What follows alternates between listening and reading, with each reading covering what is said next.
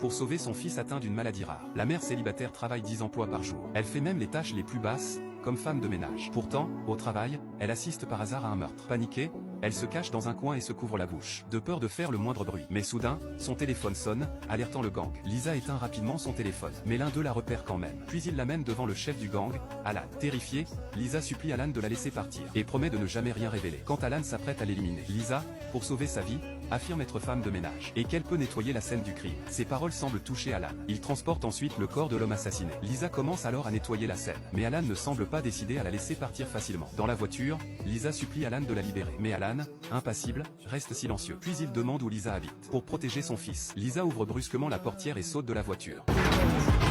Alan arrête la voiture sur le bord de la route et court dans la direction de Lisa. Mais en voyant une patrouille de police approcher, Alan doit abandonner la poursuite. Mais quand elle rentre chez elle, elle découvre un pistolet posé sur la table. Comprenant le danger, elle se précipite dans la chambre de son fils. Alan est assis là, attendant. Pour ne pas effrayer son fils, Lisa fait signe à Alan d'aller parler dehors. Apprenant qu'elle n'a pas appelé la police, Alan décide de ne pas s'en prendre à elle. Il la prévient d'oublier ce qui s'est passé, puis s'en va. Mais elle ignore complètement que l'homme tué était le petit ami de sa voisine, et qu'il était un agent infiltré au sein du gang. Voyant la femme dévastée par la perte de son fils, la peur et la culpabilité envahissent son cœur. Mais le fils gravement malade de Lisa complique tout. Finalement, sa conscience la pousse à aller au poste de police. Mais elle ignore qu'Alan est déjà au poste. Étant près de la scène du crime ce jour-là, Alan, soupçonné, est directement ramené au poste par le chef de police. Mais faute de preuves, ils sont obligés de libérer Alan. Lisa, anxieuse, attend l'officier qui doit la recevoir. Mais elle voit Alan sortir du poste. Terrifiée, Lisa s'enfuit en courant. À ce moment, Alan appelle ses hommes et leur ordonne d'attraper Lisa. Mais quand ils arrivent chez Lisa, ils ne trouvent personne. Pour échapper à la chasse du gang, elle emmène son fils prendre le bus le plus proche. Une fois le bus en route, Lisa ferme enfin les yeux,